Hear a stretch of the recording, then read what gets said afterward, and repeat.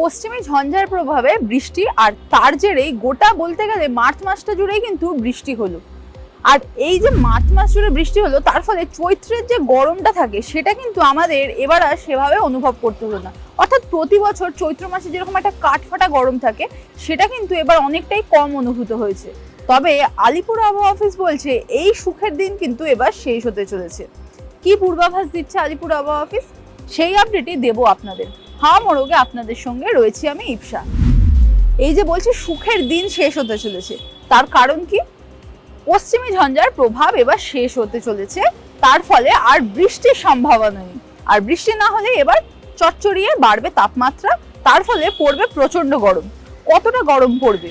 আলিপুর আবহাওয়া অফিস কিন্তু বলছে যে বৈশাখ শুরু হওয়ার আগেই ধীরে ধীরে তাপমাত্রা বেশ অনেকটাই বেড়ে যাবে এবং আর কয়েকদিনের মধ্যেই আমরা কিন্তু গরমকালের যে এফেক্টটা সেটা কিন্তু বুঝতে পারবো। ইতিমধ্যেই আজকে দেখুন আকাশ কিন্তু পরিষ্কার হয়ে গিয়েছে, বৃষ্টির কোনো সম্ভাবনা নেই। অথচ সেখানে গতকাল অর্থাৎ বৃহস্পতিবার কলকাতার সর্বোচ্চ তাপমাত্রা ছিল 26 ডিগ্রির ঘরে। অর্থাৎ শীতকালের শেষের দিকে যেরকম তাপমাত্রা থাকে সেটা কলকাতায় এই সময়ে ছিল, যেটা ভাবাই যায় না যে মার্চ মাসে 26 ডিগ্রি তাপমাত্রা। আপনি এবার কখনো শুনেছেন? কিন্তু সেটাই হয়েছিল। তবে ওই যে আকাশ এখন পরিষ্কার হয়ে গিয়েছে, তার ফলে গরম কিন্তু বেশ ভালোই পড়তে চলেছে।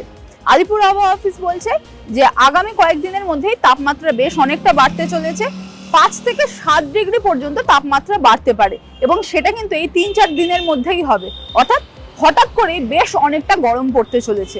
আর যেহেতু এতদিন ধরে বৃষ্টি হচ্ছিল তাই জন্য বাতাসে বেশ একটা আপেক্ষিক আর্দ্রতা ছিল, হঠাৎ করে গরম পড়ে যাওয়ায় উষ্ণ আর্দ্র একটা পরিবেশ তৈরি হবে। অর্থাৎ ভ্যাপসা গরমটা অনেকটাই পড়বে এবং এটা কিন্তু সোমবার থেকেই পশ্চিমাঞ্চলের জেলাগুলোতে অর্থাৎ বর্ধমান, বাঁকুড়া এই যে সমস্ত জেলাগুলো রয়েছে সেখানে কিন্তু বেশ ভালো রকমভাবে বোঝা যাবে।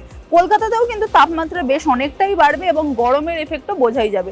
অন্যদিকে উত্তরবঙ্গের তাপমাত্রাও ধীরে ধীরে বাড়তে থাকবে।